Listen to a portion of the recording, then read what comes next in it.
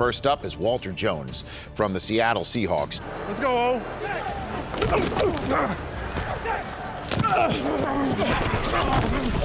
Jones manned the left tackle position in the Pacific Northwest for a dozen seasons, where he earned 9 trips to the Pro Bowl and a spot on the NFL's all-decade team of the aughts. And listed at 6'9", 340 pounds, the first ever draft pick of the Baltimore Ravens, Jonathan Ogden, who was voted to 11 Pro Bowls during his dozen seasons and was a member of the NFL's all-decade team of the 2000s as well. These guys could really protect the quarterback and blow open some holes in the running game, Coach. Yeah, they sure could. Ogden is such an impressive player. Obviously, first-round pick. He originally played guard his rookie year and then went back to his more natural position of left tackle and was a stalwart there for a decade. Big guy, really good pass protector, very good feet, good technique. He was an outstanding pass blocker and could really cover him up in the running game with his great size, length, and athleticism. Now let's talk about a couple of guards. No shock that Larry Allen is on the NFL 100 all-time team for the Dallas Cowboys. 14 seasons in the NFL, named All-Pro at both guard and tackle, was a member of both the NFL's all-decade teams of the 90s and the 2000s. And from the Vikings and Buccaneers, Randall McDaniel played 14 seasons and started 202 consecutive games. He was selected to the Pro Bowl in 12 straight seasons. I'm going to talk about Larry Allen for a minute. I was doing a game for Fox as a pregame show, so we get finished and I hang around the field a little bit because I like to get a little feel for what's going on. And I'm in the end zone, and Larry Allen is pulling. And I am right in line as Larry Allen is coming downhill this way. It is the single most frightening thing I have ever experienced in football. I mean, I hate to make this a Larry Allen highlight film. He just took Cornelius Bennett. I'm not kidding you. I mean, watch, he's going to pull and make contact right here. Watch it. Here's where he's going to end up. Now watch that. Boom! Look at that. I mean, he knocked him right out of the picture. You kidding me? Holy moly. I mean, that's some line play. If I ever went back into coaching, never would, if I could take one guy with me, it would be that guy right there, old number 73, White. And we're going to go with a couple of New York football giants. Let's hit them with the Hind right now. Center Mel Hind, a charter member of the Pro Football Hall of Fame. He was a two-way standout at center and linebacker and helped lead the Giants to 2 NFL championships. And he is joined on the all-time team by offensive tackle Rosie Brown, a former 27th round pick out of Morgan State. Can you imagine a draft lasting 27 rounds now? He played 13 seasons for the Giants and was also named on the NFL's 75th anniversary team. And a charter member of the Hall of Fame, Cal Hubbard, who's also a member of the NFL's 75th anniversary all-time two-way team. You know, Hind was a very interesting two-way player. He was probably the most accurate snapper, certainly in his era. Defensively, you know, he played linebacker and ran well. I think he was actually a better defensive player than an offensive player, even though I know he's talked about as the greatest center of all time. It was all about being a two-way player. We're about to introduce a teammate of yours, and now, of course, a teammate of yours right now on the NFL 100 all-time team. He is a first-round pick out of USC, Anthony Munoz. One of the premier offensive tackles of his era, who played 13 seasons and selected to 11 consecutive Pro Bowls, and he joins us here at NFL Films. Good to see you, Anthony. How you doing, Rich? I'm good. Thanks Congratulations on making the all-time NFL 100 team. It's amazing. Thank you. You are most welcome. Now, it's funny, I was going to start with, hey, you're longtime teammates, back and forth, but we can put the pin in that one. You almost had him on the Giants, Bill? Yeah. Yeah. I mean, I don't mean to bring up well, I guess I do mean to bring Everybody up a loved him, and medically they said, well, he wouldn't be able to play because he had bad knees, and yeah, all right. There's 100 unbelievable players that are going to be on this board. Yes. There's not one of them that's going to end up on that board I would trade for him. This guy, I'm not kidding you. This is what we did in our meetings.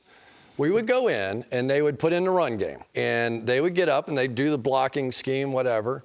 And they would start, and they would go, all right, Anthony's got this guy. And they would pick up the eraser off the thing. erase them off the board, and go, okay, now the rest of you try and figure out a way to block those other 4 guys over there. It's exactly how we did things. And I'll give you some idea how this bad-kneed athlete was able to play. Our team's shortstop on our softball team, all right? Think of the athletes on an NFL team. We went to the Super Bowls, but think of those athletes. You got cornerbacks, you got wide receivers, you got everything. The shortstop on our softball team, that guy right there. And nobody would play first base. He pitched at USC, so he would pick it up from shortstop just as pretty, and it would come across, and you could hear it going across the infield. I'm talking about one of the great athletes that has ever put on a helmet in the National Football League, sitting right there. Baseball was the first, like basketball was yours. I was going to be a Major League Baseball player. I was going to be a third baseman or a pitcher. Brooks Robinson or Juan Marichal. That's what I was going to do. You know, you talk about all those injuries. I'm looking at this picture of you over here and all this tape you have on. And I'm looking at you talk, and I'm looking at that finger. Yeah, no, it didn't work. You need more tape. Bad tape, man. Oh, God, look at that thing. And he was your personal spiker? Yeah, whenever I scored. But then he started scoring his own touchdowns. How many touchdowns did you score? I had 4. 4, so he didn't want to spike the ball when I scored anymore. So he was you like, scoring, you just flip it to him? well, I did, but then he got cocky, you know. He ended up scoring more than I did. This guy does it all. You know, my first memory of you, and I've told you this before, but growing up in the 80s, I wasn't like the biggest football fan, NFL fan, but I watched movies. You know, this guy's a movie star. You guys know what movie he was in? Oh, The Right Stuff. The Right Stuff. And do you know his name in that movie? No. They call it Gonzalez. Gonzalez. Typecast. So I remember watching this going, whoa, wow. I never Gonzalez, and me and my brother, we'd say Gonzalez around the house, not even knowing he's a football player until somebody said, you know, he's also in the NFL. And I'm like, no way, that's cool. And so it was kind of like you're a hero of mine before I even knew you played football. And then when I saw you playing football, it's like, okay, here's somebody with a Latino last name. And my Latino background was like, okay, you know what? It's just kind of extra motivation that I could get to the NFL too. So I've been following him for a long time. It's been good stuff. Bruce Matthews, that certainly is a guy who qualifies one of the most versatile players on this whole team. 19 NFL seasons. Matthews played every position on the offensive line, and when he retired in 2001, he played a mere 296 games, more than any other full-time positional player in NFL history, Anthony. And you're right. I mean, he could not only play every position, but play every position extremely well. I mean, he could play center, he could play guard, and if he had to, he could move out to tackle. So the versatility, smart, just a smart guy, comes from a football family, you know, with his older brother Clay, who I played with at USC, played, 20 years in the NFL, and of course, their dad played in the NFL, but now they have all their sons that are playing. But he had it all. He was a total package. Well, let's move on to the next total package in a way, and Dwight Stevenson from the Miami Dolphins. He played 8 seasons in Miami, voted to the NFL's All-Decade Team of the 1980s, and was named All-Pro 4 times before a knee injury cut his career short in 1987. And rounding out this group that we're hitting right now is Mike Webster, who anchored the Steelers' offensive line for 15 seasons, helping lead Pittsburgh to 4 Super Bowl titles, Coach. Webster was stout and strong, maybe the strongest player on the Steelers team. I mean, you know, those guys went out there with the short sleeves, and his arm must have 24-inch biceps out there. But he was a strong, powerful guy, not real long, but thick, and could really play well against a nose tackle, which at that time, there were a lot of 3-4 teams in the league. And so having a strong center that could anchor the line of scrimmage against that defense was important. So obviously part of some great Steeler teams under Coach Noel, and tough, gritty. He was a good player. Let's put 3 more Raiders up on the wall, starting with center Jim Otto from the great Raiders teams. Number 00 anchored the Raiders line for 15 seasons.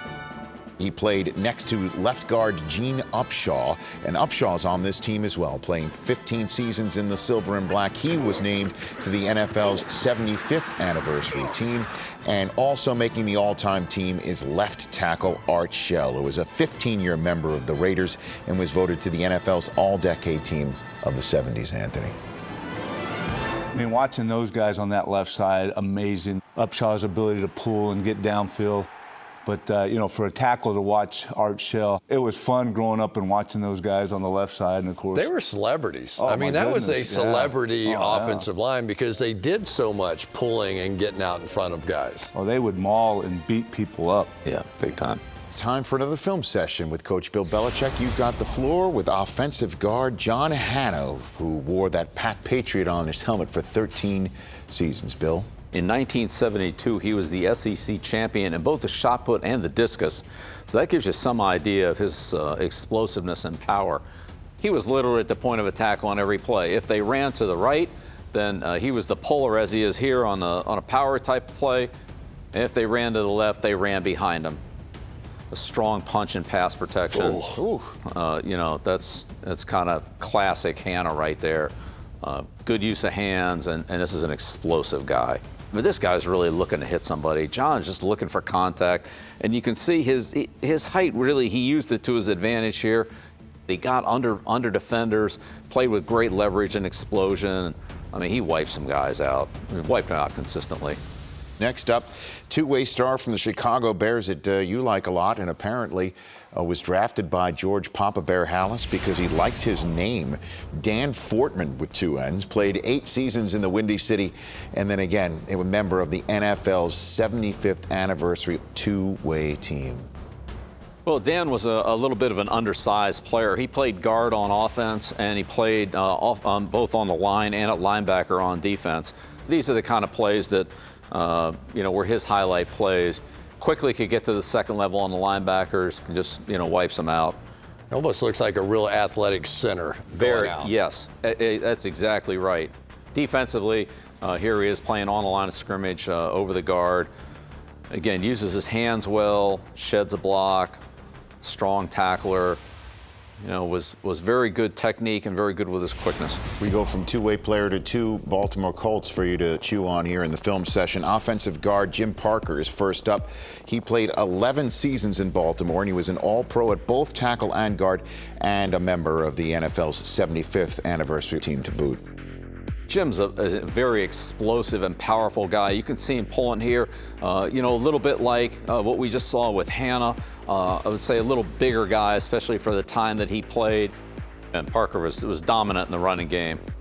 Here he is playing left guard against the Packers.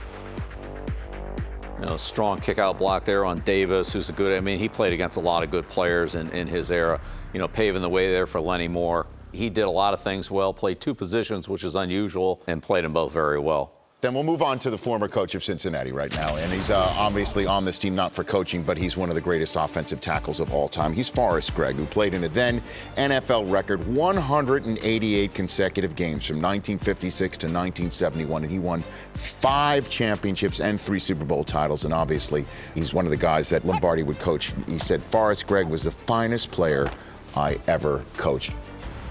I played my first 4 years for Forrest Gregg, and I love the man, and I love watching the highlights. I mean, in the days where, it was in here, the way he would move and stay in front of the guy, it's impressive. But to have his hands in here and to maintain contact with the defensive lineman, and then at the last second, he would just finish the guy, I'm impressed.